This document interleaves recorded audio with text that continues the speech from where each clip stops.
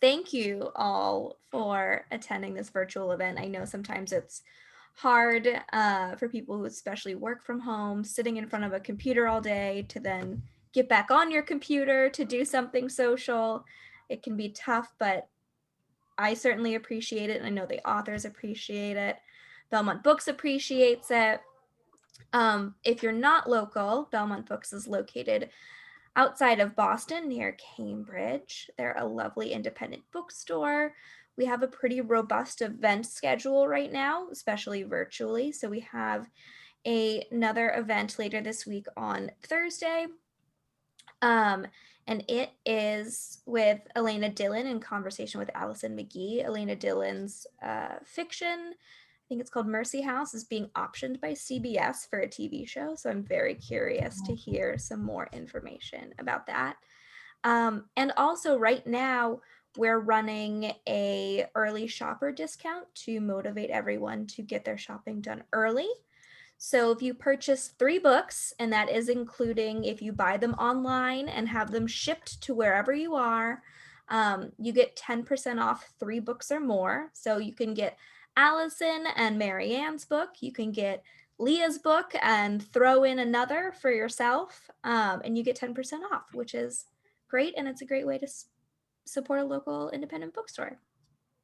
So I'm going to introduce these authors. They're going to talk for about 45 minutes, and then we'll have a Q&A portion. There is a chat function, so feel free to drop your questions there, either as you think of them or when we open it up for the Q&A, and I will moderate those questions to the authors. If you have a particular question for a particular person, feel free to name them in the comments so we know who it's going to, but if it's a general question, feel free to leave it as is.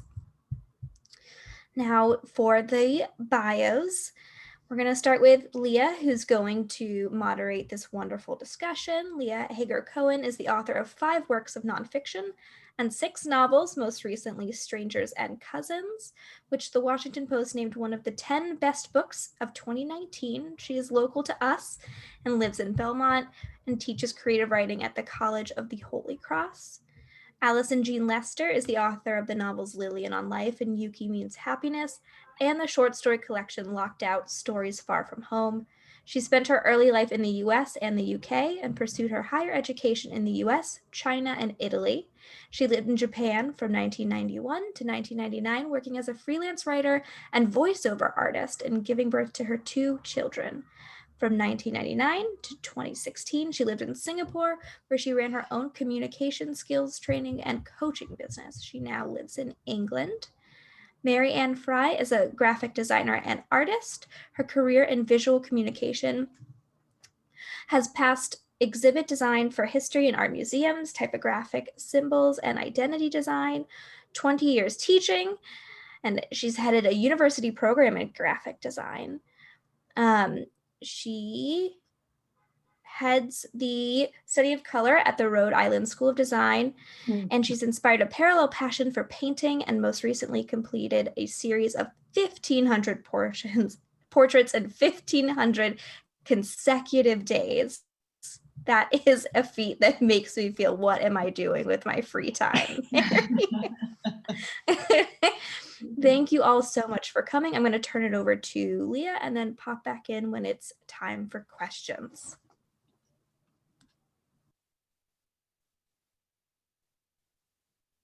Oh, He is still muted. you're muted.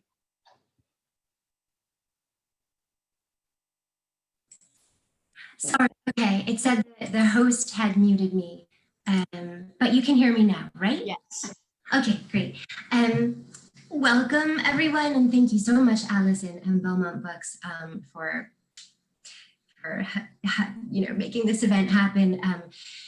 I was really delighted when Alison got in touch with me about a month ago and asked if I wanted to be part of this evening, because even though we had the pleasure of meeting several years ago, we didn't know that we had in common really interesting parents with interesting relationships to death and dying. So I just, I immediately said yes. I was really happy to have been asked, and Yeah, so I mean, just very briefly, my mom had been a hospice volunteer and a birth doula, and she she actually had the idea to combine these two roles into having end of life doulas, which is something that now has been taken up by this international organization, INELDA, which stands for something like International End of Life Doula. And my dad, who's with us here tonight, Oscar, is actually on the board of INELDA. So he was,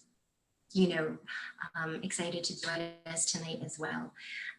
So anyway, but without further ado, to get into the conversation, because there's so much good stuff to talk about. Alison, I just wanted to ask you to begin. Can you describe the impetus for this project? Well, I was just staggered. Having not one, but both parents who went to their deaths willingly and with my father's case, it was a very philosophical approach and a very measured approach. And in my mother's case, it was a very also accepting, but she was less of a philosopher, more of a bon vivant. And that was clear in the way she went about it as well. She was determined to enjoy herself to the very last moment possible and then see how it went.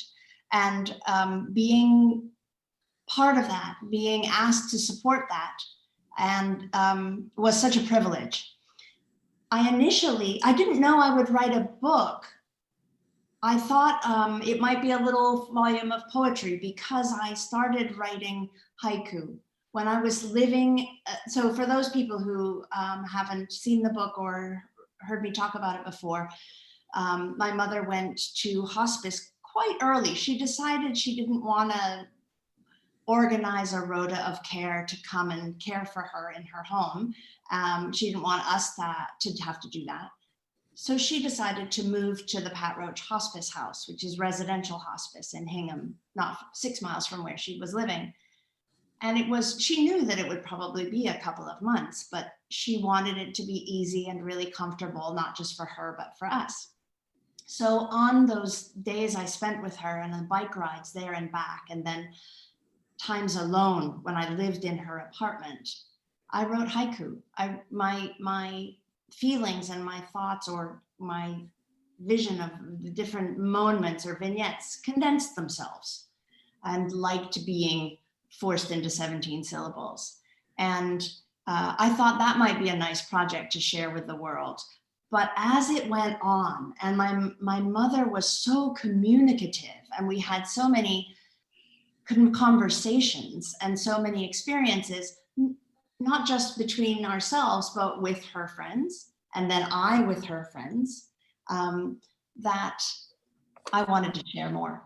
And my aunt was dying at the same time, my father's sister. So I went down to DC from Massachusetts a couple of times. So that also folded itself into my thoughts.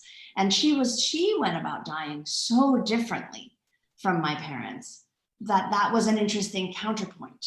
And so the material expanded. And I'm a writer, and it's a fundamental expression to me. So the fact that I had more to say was like, yay, I can more writing, more words. And I knew it would suit me, and I thought it would suit the current moment to try and help people see that there were ways of even enjoying the last weeks of your life. How I went about then having it illustrated was that I knew Mary Ann was drawing her feelings and drawing her little like bright moments of the day or dark moments of the day. And so when I started writing haiku, I asked her if she'd be interested in responding to my haiku and then seeing what we would do with that. And she was. So when I started feeling it was getting bigger, it just stayed together. It just organically grew together. like that.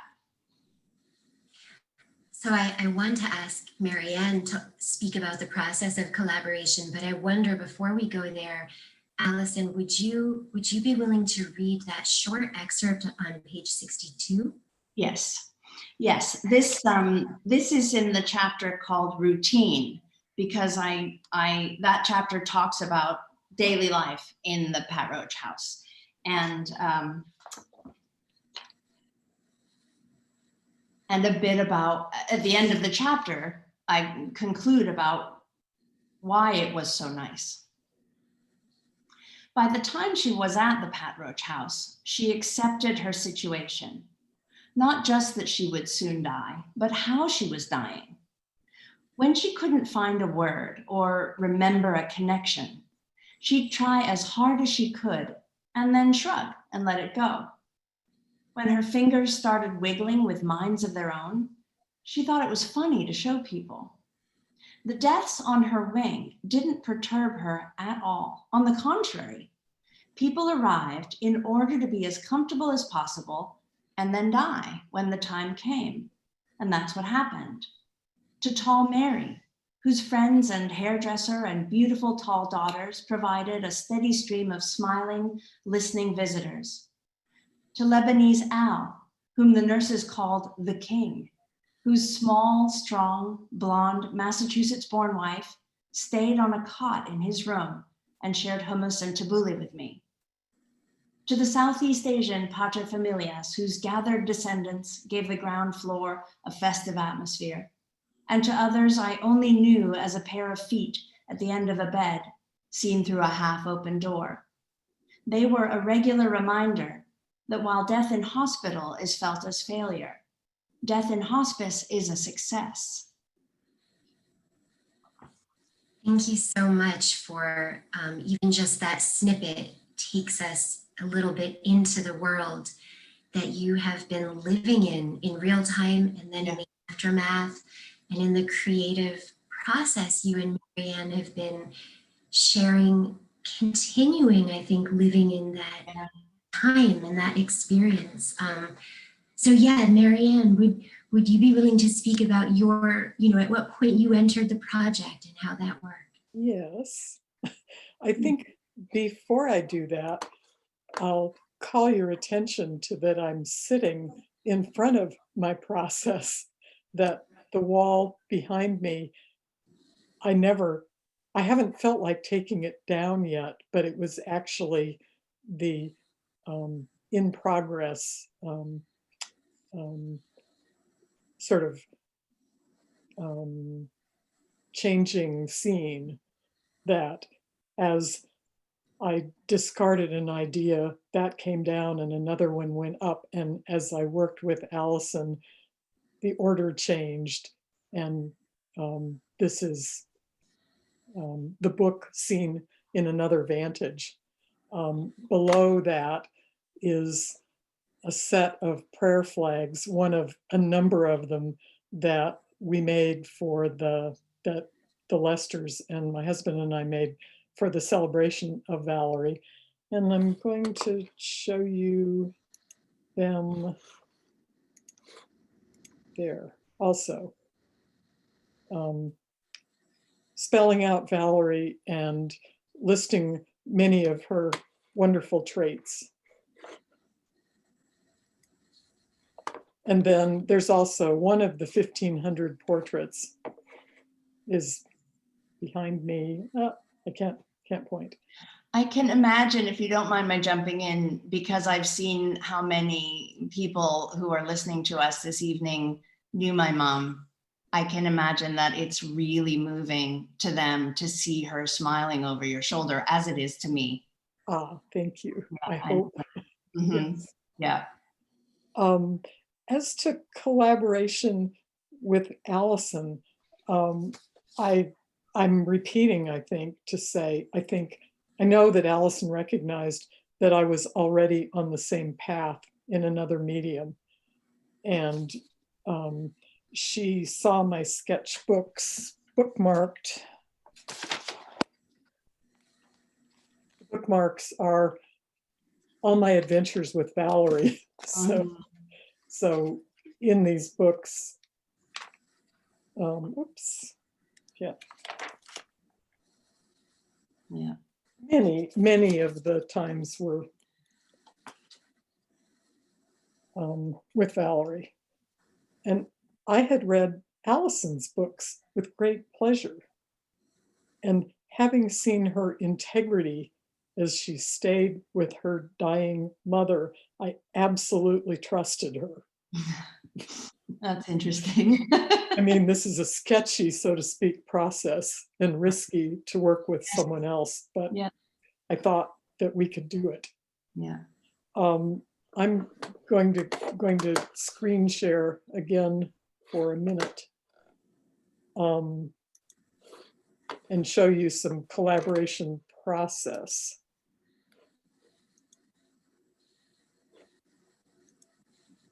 Oops, I thought I was. There you are. There it is. Do you see, what do Yeah. you see? Do you see the notes? Yes. Okay, I'm not seeing it. Oh. The first thing I did was to very carefully read everything that Alison sent as it changed and go through it looking for extremely visually vivid imagery that could, are you still seeing the notes? You seeing me? Yeah, the notes. Okay, all right, I'll stop doing that. And given the richness of Alison's writing, there were many, many more visual ideas than ever could have become illustrations. I sketched and sketched until I had mountains of sketches.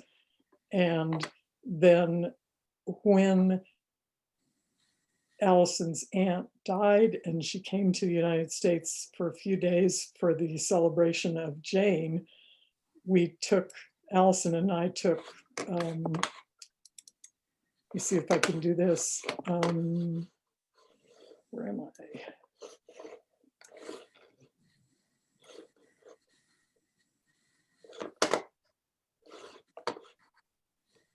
I need to get back to,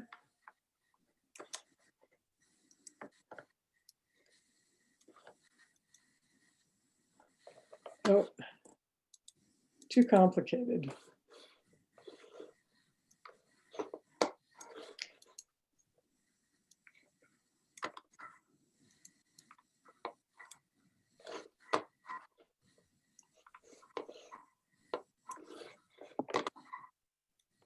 I'm trying to show you a meeting that Alison and I had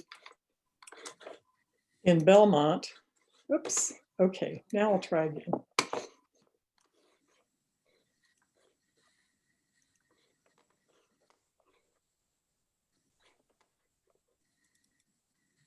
Are you seeing this? Not yet. Okay, sorry. Oh, here it comes. Here it comes. Oh, you drew it. I drew it. This is actually you, Alison, but yeah. I had mountains of sketches and I was running them by Alison, and I wasn't looking at the sketches, I was looking at Alison. If her eyebrows went up, then I continued to work on it. If her eyebrows went down, I tossed it. And we had a couple of hours, and then I was off on my own for months and months. Yeah. So,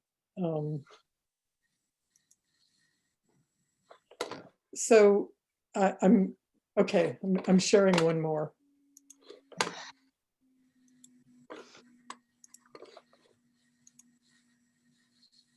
That's the same one.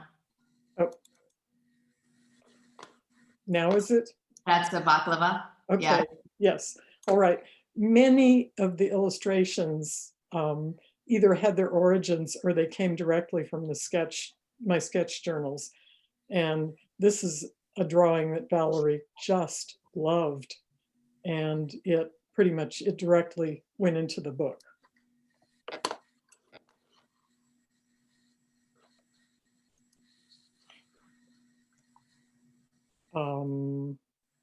So. Can I jump in here? Sorry? Can I jump in for a sec? Yes. So what this has meant, I mean, I've always wanted to keep a sketchbook like Mary Ann keeps a sketchbook. I like I would love that, and I don't do that.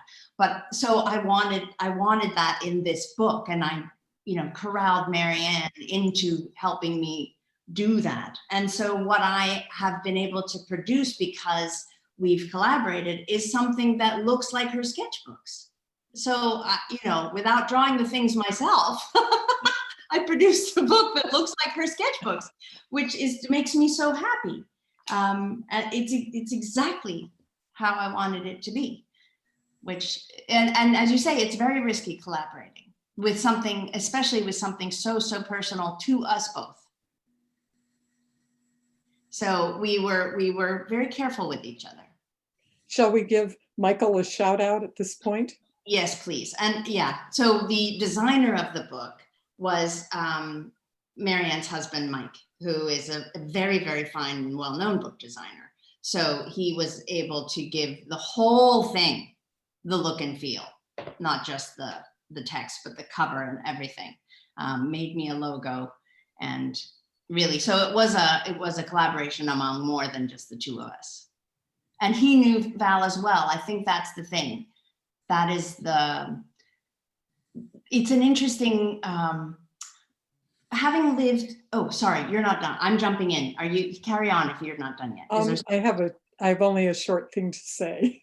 Carry on. Even though it's repetitive, it's the right thing to be repeating. So I'm going to read out of the preface. Yes. Alison explains my presence precisely. She invited me. She recognized that my sketches come from the same impulse as her haiku, to halt the mind where some strong awareness stopped the day, to mark the place and be able to find it again. Valerie had a sparky genius to waste nothing, to embrace fact, to be amused, to love just what life had on offer. While she breathed, Puzzling over how to begin these drawings, I was inspired to see as she saw, with fresh appetite and delight, as if I heard her voice and wit. She was the other participant. She really was. Yeah. Your brother emailed me, Alison's brother, Toby Lester, emailed me saying he was sorry that his mother hadn't been able to see the drawings. Well, she did. Yeah. She saw many of them. She was very involved. Yeah.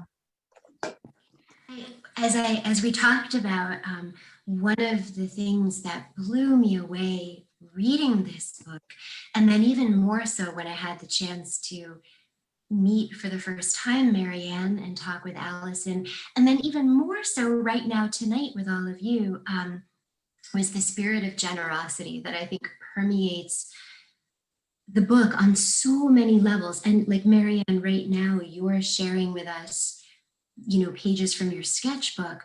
Feels like an enormously generous act by an artist to bring us sort of behind the scenes a little bit. And Alison, I told you, like when I first read about your sort of inviting Mary Ann to co-create this project with you, the generosity involved in sort of ceding some control that we have if we're working solo on a project, blew me away. And then on top of that, all the generosity in the relationships, in the stories that are described in the book. And so I would love to ask you both just to say anything you might about this spirit of generosity, both in the creative work and in the work of accompanying the dying. It's my father so for those of you who don't know, my father had ALS and made the decision to stop eating and drinking when he felt he'd had enough of it, and that his life, the quality was gone in his life, having been a piano player and a trombonist and a photographer and a wonderful conversationalist. He couldn't do any of those things. He could barely eat. So he he stopped eating and drinking, which meant we knew when he was going to die and we could assemble. So in his case, that was a very rational decision, but also very generous, because my mother was 12 years younger than he was, and she was in the middle of writing a really big biography, and she had stopped doing that to care for him, and he made her promise to finish it. He stepped aside, basically, and it wasn't, he did it for himself. We know he did it for Mom as well, but so it wasn't entirely selfless. He didn't want to live like that, but he really, his offering to us of the ability to be together, to know when somebody's going to die, is extremely helpful. I was living in Singapore at the time. So when you're living that far away, there's a lot of talk among expatriates about, were you there when your father, mother, grandmother died? Did you make it? Did you get there in time? When you have 24 hours of travel, and there's a huge difference between those who make it and those who don't in the aftermath. So knowing that I was going to be there when he died was a huge gift. So he laid a lot of groundwork. And so I think that the generosity really started in my parents in giving us, and this is the message that I have to anybody who will listen to me, is please say what you want. First to yourself, you know, and then tell other people, because otherwise, I had a lovely discussion the other day with a woman on the sidewalk who ended up having to listen to me talk like this. And she said, I finally sat down with my mother when she wasn't well and told her what I thought I might do. Oh no, asked her what she would do. What she would like as a funeral, and what she said really surprised me. That's never what I would have done. So even we think these are people we've known all our lives. We don't necessarily know what they want, and so it made life so much easier to know what my job was. Every single morning, getting up and knowing exactly what she wanted me to do. And shifting. Mary Ann did a wonderful, I think Mary Ann described it, that we kept changing what the party was. You know, as Mom's condition deteriorated, she could tolerate some of this, but not some of that. And we'd have to kind of, it was still a party, but it wasn't the same kind of party. You know, it got quieter or fewer people, or it got, if I can say, yeah, there, it got smaller, but it didn't diminish. Right. And I think your mother got, you know, she got less energetic, but in a way she didn't diminish. That's right. And we were trying to keep up with it in a different direction than we tried to keep up with her earlier. Yes, and I was very touched also by the generosity of the people around her who just made small, not small, but less demanding gestures, you know, but kept making gestures. You know, people who would come to visit, or would just, one friend who came, and if she was asleep, would just sit downstairs for a while, just to be in the same building, you know, just to somehow send, and it's beautiful, absolutely beautiful. So that, you know, and I soaked all of that up. I think that, so for me, I feel that the generosity came to me. That's how I didn't feel like I was I felt like my husband, who never questioned my being away for 3 months, leaving him with a senile dog, you know, like that's the next one in line. You know, it was never a question. I felt I was able to do it because I was supported by everybody, and I knew what was being asked of me. And if I didn't want to, like, it was made easy. That is what I'm trying to say in this book. My parents, losing them was not easy once it was done. But the process, when I was with them, the losing was made easier. If I don't know that I felt so generous inviting Mary Ann into this, because it was like, this is the book I want, make it. Great. I mean, could we hear from Mary Ann? Okay. It's a good thing I didn't experience it that way. Yeah.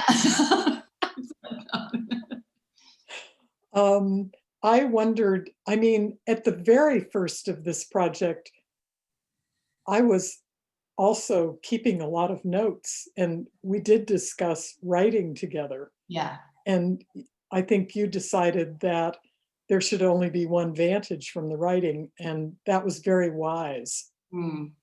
But I had plenty to say. You were full up, yeah. I had plenty to say visually.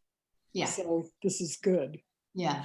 So, and as you both know, I mean, I think it's beautiful that you do illustrate the spirit of generosity in the book, but it could also become really cloying if that's all that's there. And as you, I loved it that you also talked about jealousy.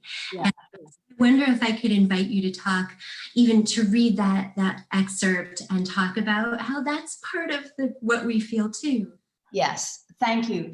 Yeah, that's true. I was really impressed by how generous my mother was with my father, because women loved him, you know, and I'll read to you about something about that in a moment. But there is also I remember a feeling of jealousy when somebody is departing. You know, you're jealous of their time, and you're jealous of their attention, you know, or if so I wrote about that, because I don't think as the party gets smaller, the people get left out, you know.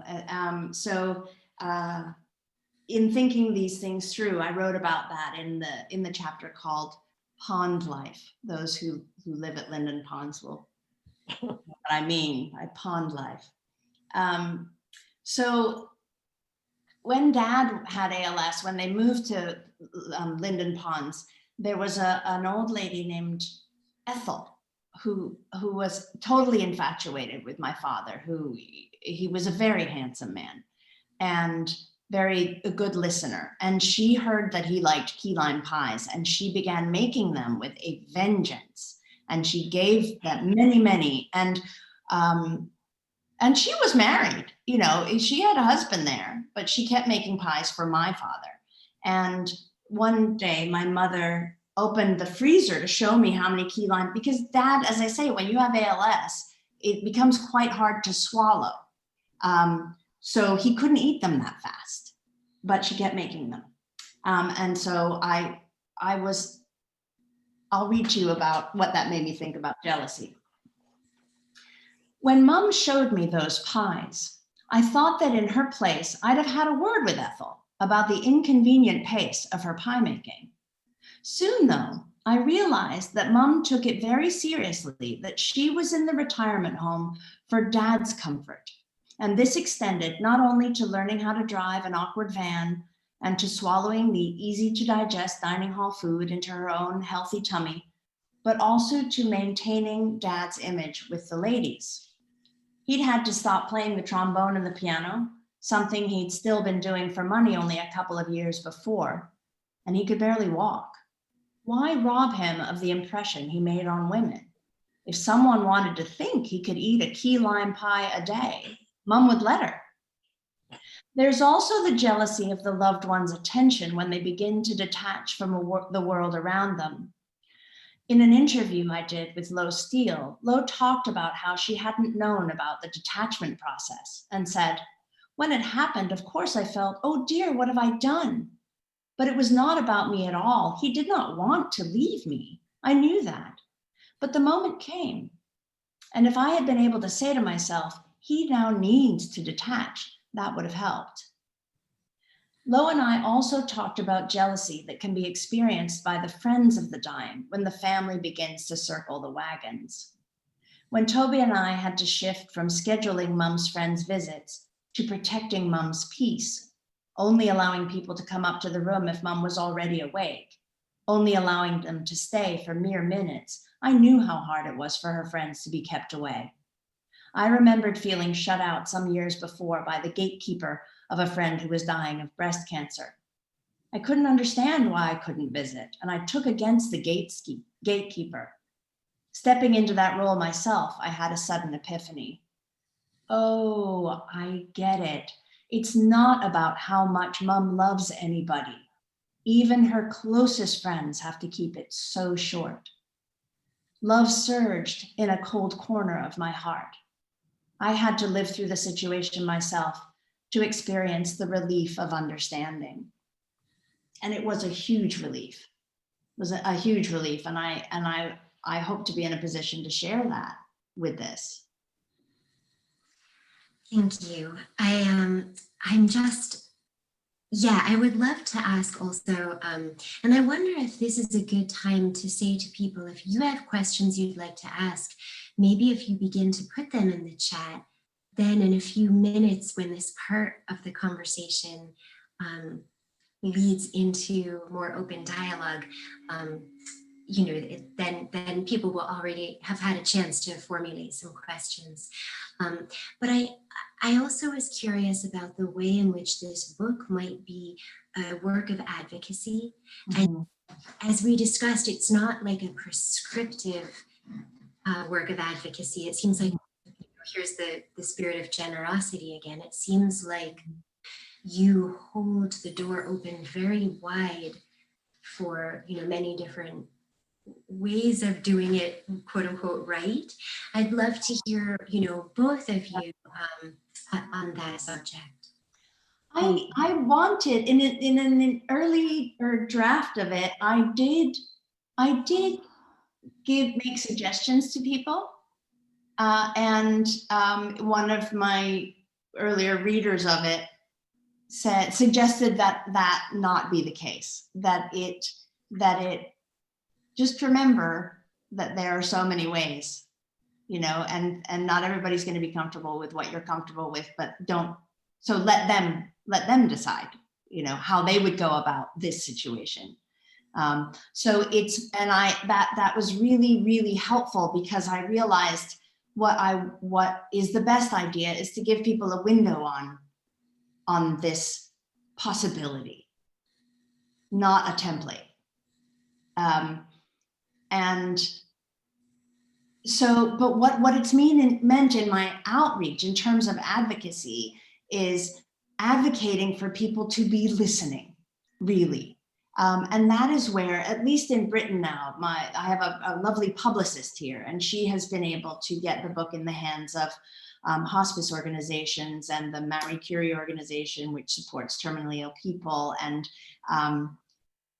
there's a real feeling of really trying to shift to dying person focused conversation, listening rather than, doctor, what do you think? How do you think they should die? And doctors also trying to turn themselves more towards the patient rather than, I've only got 7 minutes. That's really, really hard to do.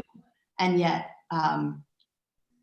doctors know that hospital's probably the worst place to die, in terms of your psychic atmosphere, because it's so regimented. It's not that there aren't good people there, but it's very regimented. And so that's hard for it to be a bespoke experience.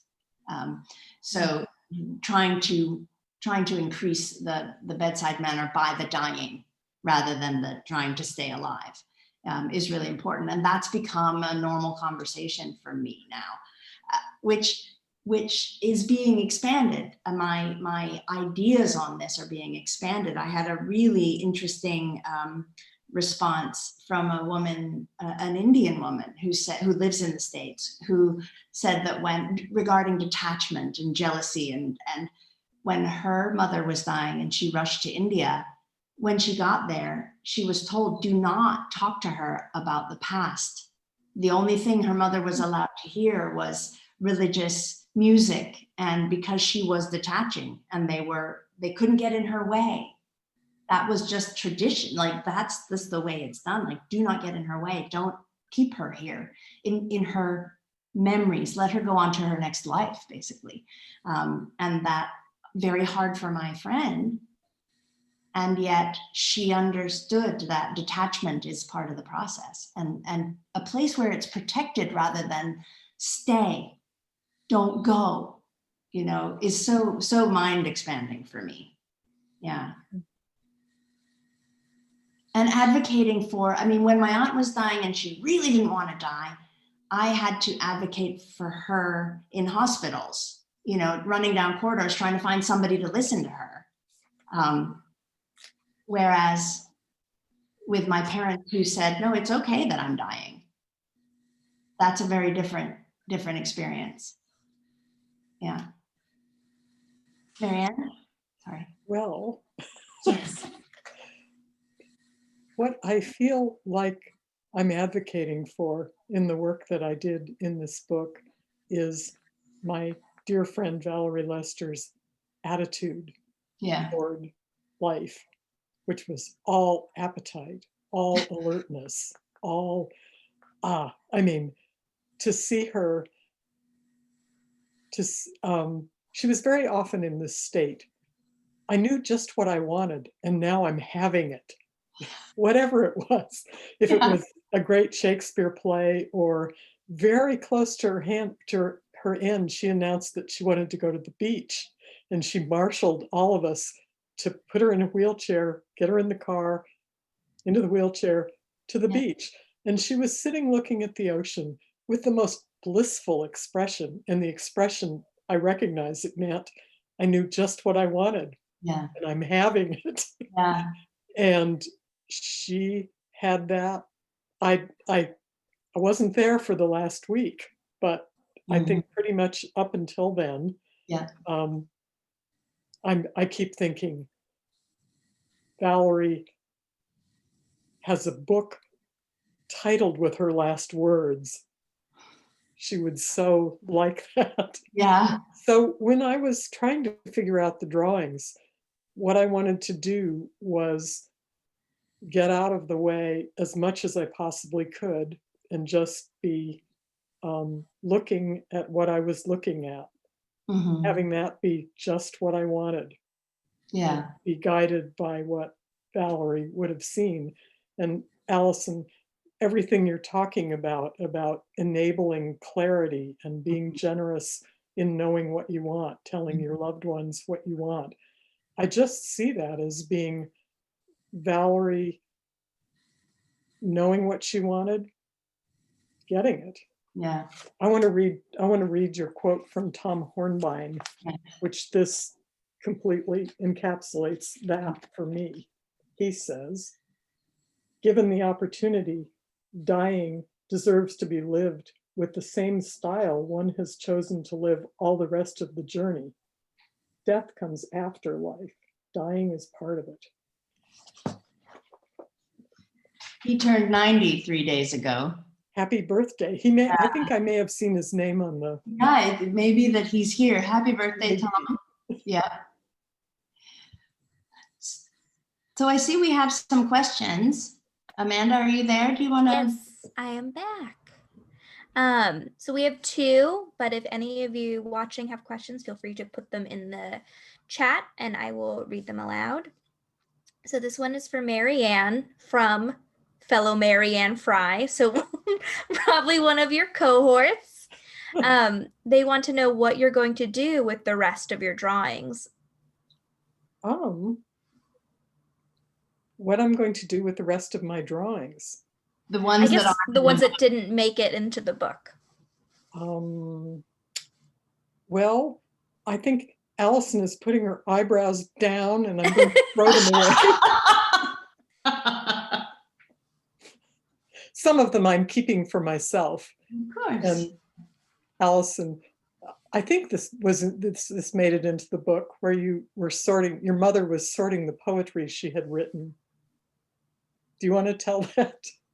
Yeah, that was a really interesting process, because one of the things that she had decided she wanted to do at the end of her life was to go through, she'd been writing poetry since 1979, and she had it in folders and binders and here and there in the apartment. So we brought it all together, and she wanted to go through all of it. And she wanted to decide what was worth keeping and what had to go. And she would hand me ones that she wanted to go. And I would look at it, and I might put it down and then pick it up later in the day and take it back home with me. Because what? There's a haiku, right? Yes, that's true. Yeah, some she discards, I keep, and I'll think about them. And it doesn't mean they're because they're good, but because they're interesting, you know. Yeah. But Thank you for that question. Yeah. Whichever Mary. Yes. Audrey asks, Alison, would you please explain the title of the book? Well, yes. Spoiler alert. Very funny. This is, I think, what it encapsulates what Mary Ann was saying. There was on the day where Mom transitioned into not being able to speak anymore. She was on her way she was starting to make less and less sense. And by the evening, she was looking confused, and she had shifted into, rather than saying yes or no, she kept saying, right, right. She became more and more British. And when the evening nurse came on, she asked Mom if she would like to eat something. And Mom was sort of nodding and saying, right. And so the nurse said, would you like some ice cream? And then Mom stopped saying anything, and she just kept giving her some suggestions. And then she had a brainwave. Mom had a gin and tonic at 5:30 every evening in hospice. And the nurse said, would you like a gin and tonic? And I don't remember that Mom even said anything, but it was so obvious to all of us that that was exactly what she wanted. So, and they kept the gin in the medicine room behind the nurses' station, so only nurses could go and get it. The volunteers could get the tonic and the limes, but the nurses had to get the medicine. So they brought her gin and tonic, and we got out her snacks. She had some lovely Trader Joe's snacks, and I was giving her a drink and giving her snacks. And she wasn't saying anything. She was just like a baby bird, you know. I was just putting stuff into her mouth like this, and a sip, and then it's finally at one point I said, "Is that nice?" "Absolutely delicious," she said. And that was the last thing she ever said. After a while, I realized that she had closed her eyes and she was just chewing with her eyes closed. And we lay her down, and it was a few more days before she died, but that was just this amazing final meal of rice crackers and gin and tonic that she enjoyed so thoroughly. And, you know, if she could have died at that moment, that would have been a few chapters shorter, but I wanted to show what the process was. I think, and if I can say that, there's a book that's come out in Britain called With the End in Mind by a palliative care doctor named Catherine Mannix. And she recognized that people no longer know what death looks like in the world, in the Western world, certainly. In a generation, we've lost the knowledge. You know, my mother's parents and their families would have seen a certain amount of death quite naturally by 25. You know, might have even lost a husband in the war, and then a child, or a child before, or whatever. Their parents would have died at home. They would have seen quite a lot of death, and my generation has not. And so and in Britain, a lot is made of the fact that people don't talk even less than Americans about death, so much more private. And so it's even a shock to doctors what death looks like. They're not shown what it looks like because they're so focused on trying to keep people alive. So her book basically goes through, it shows very different deaths, but her main point is, here is what the majority of people go through. Here's what a normal death looks like. And most of it is unconscious, and it's deeply unconscious. And so she's trying to demystify and also de-Hollywoodify the either hugely violent or very, no rasping, quiet, lovely moment. Because there are people who think their loved ones are drowning and had a terrible, horrible death, when in fact they were completely unconscious, and the death rattle, the air hunger, is just a natural inability. They're not clearing their throat anymore, but they're not feeling the fact that they need to clear their throat. So people who have felt a terrible weight of feeling that their loved one died in a way that should have concerned them have been relieved by this. Oh no, that's normal. That's normal. In fact, I have a friend right now who texted me while I was drying my hair right before this. She's in DC and she's sitting at her dying father's bedside. And because she also was there when her mother died, I said nice things, about loving her and loving him, et cetera, but I also said, she was like, I think we're in the last stage. And I said to her, air hunger? And we talked about, okay, where is he? And she's like, yeah, that's it. So, and it was normal. Like, I was like, oh no, like he's unconscious now. She can sit and wait for him to stop breathing. She knows that, I know that. She's not freaking out, I'm not freaking out. He feels fine. He doesn't know. It's a huge relief to understand what a normal death looks like and doesn't feel like to the dyer, It's really, really amazing. And I'm so pleased to be part of the conversation about it.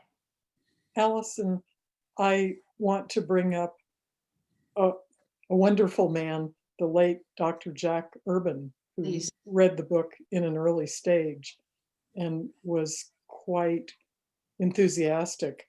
And the thing that he said that impressed me the most was that he thought medical students should be reading a book like that, because doctors, he thought, are often trained without seeing the family's point of view like that, or seeing the point of view of the dying person who, in your parents' case, had come to terms with it themselves, that they would be more peaceful about it possibly than the people who were caring for them. Yeah.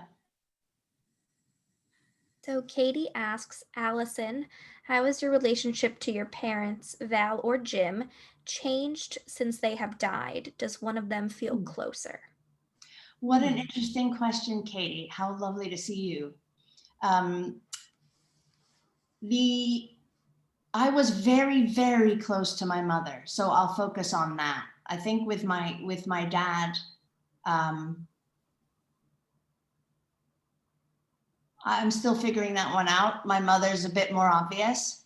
And what's interesting, I think it's not been natural to spend so much time going over and over those last months of her life. Because of working on this book, I ended up staying in that space. And while the writing of it was so helpful to me, I wanted to stay in that lovely, lovely place and that lovely focus. I had one job, most of our lives we're pulled in many directions. In those 3 months, I had one simple focused job.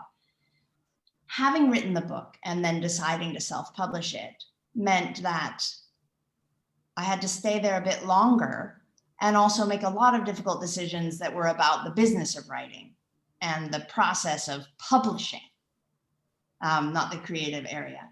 What I'm finding now that the book is out is that I can have a more normal relationship with my mother, my memory of my mother and my feelings about my mother. So I find now I can remember her at different times in her life. I don't have to keep returning to the hospice. And I'm enjoying hearing her young voice and, and she irritates me again, you know, which is more normal. Being like, she's so amazing. She's really irritating. So that is much more normal. But understanding more about how they died and what they went through when they died means that I do feel closer to them as a human being on that level, which is very interesting as a grown adult and aging human being. Yeah. So apologies if I mispronounce your name, but Andre asks, Alison, will you translate your book in French? Andre in Canada, Andre Bézier. Yes, thank you, Andre. Oh, there's an idea. You know, to be honest, I have thought about that. The difficulty is the poetry. That would be really, really hard, particularly getting the French into 17 syllables in haiku. But, you know, if I ever one of the amazing things that my mother did was when she got Giardia, that was not the amazing thing she did. She got Giardia. She didn't know she had Giardia. It was misdiagnosed for a really long time. And she was really tired for a really long time. She couldn't eat much and she was getting really thin. She didn't have a lot of energy. And the kind of thing that Mom did when she needed to deal with that was she decided on a project. And she translated Le Grand Môle by Alain Fournier. She just focused, she's like, okay, I'm just got to do a thing. And she, rather than writing creatively, she sat down and she just translated a French book into English and it got published. So if I get COVID, a manageable COVID, and I have to stay in bed, I will translate it into French. Okay. Thank you. Don't do that. Joyce has this question and memory that sounds very sweet. Joyce says, I remember her, I'm assuming she means your mom, I remember her being excited about a poem she had written about your father's bones while he was sleeping. Yes. And I think about the poem from time to time. Do you know it? I think she was in Mark Strand's class when she wrote it. Yes, I know that poem. And in fact, it's not just about my father's bones when he was sleeping, but it was about my father's bones when he fell asleep on her after making love. So she would lie there trapped. It was a big man. And she would sometimes imagine his bones. And I actually stole that. I put the concept into a short story as well. It's such a powerful poem. And I can put my hand on it, Joyce, if you want me to send it to you. That's a really interesting concept. There's a lot of poetry in this book, and poetry isn't everybody's cup of tea. And I know that some people will jump over it, and that's perfectly fine, absolutely fine. But it's a way to pause here and there. But poetry helped my mother process her all life. She started writing it. I think one of the first poems she wrote, it just came thundering out of her. And it was about my brother's birth, which had been traumatic for her. And that was many years before. That's often the case. And so as she went through life, she was processing through poetry and continued to process by reading poetry in the hospice. So I include some of the poetry that we read also in this book. Clearly I find it useful. Sometimes only a poem will do. I'm a novelist. I write short stories as well, but sometimes only a poem will do. It's true. I want the t-shirt.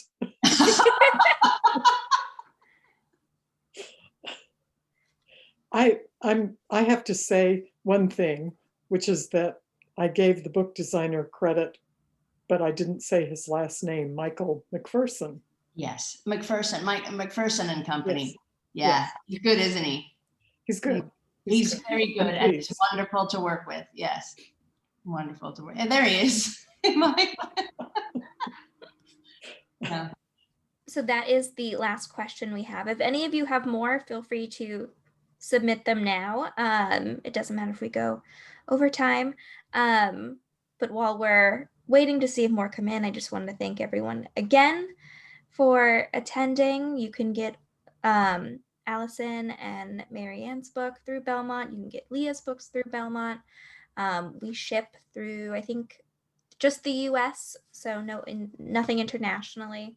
But we do have 10% off if you buy 3 or more books, which usually covers the cost of shipping if you're not local. If you are local, the store is open, which has been so lovely.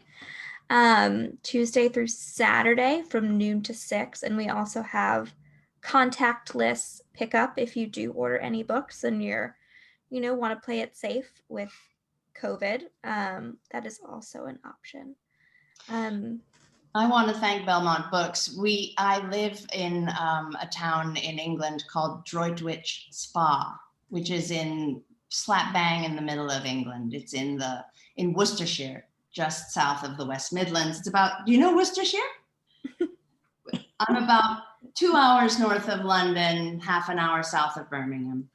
And it's a very pleasant place, and it does not have a good bookstore. It has a W.H. Smith, and those are getting worse and worse. It has a horrible library, which is very sad. So being able to be part of a bookstore launch is amazing. And I appreciate it so much. I have been many times to Belmont Books. My brother, if you read the book, you'll also meet my brother. He lives in Belmont. And he's the reason that I met Leah. I highly, highly recommend Leah's books. She is very smart, very wise, and very funny. Very, very funny. So highly recommended. And also we recorded this event, so if you came in late and you missed some, it'll be able to be rewatched on our YouTube channel. We'll send links to you, Alison, and Mary Ann and Leah if you want to share them. Great. Or, if you feel like someone close to you could benefit from this discussion, feel free to send it to them as well. But that will also be available after the event, usually within 24 hours or so. But thank you all so much for coming. It was a blast. Thank you to the authors here. It was very lovely. Amazing to see these friendly faces. I just am so touched and grateful. So thank you all so much. Thank you. Thank you. Have a wonderful night. Thank you, Leah. Thank you, Mary Ann.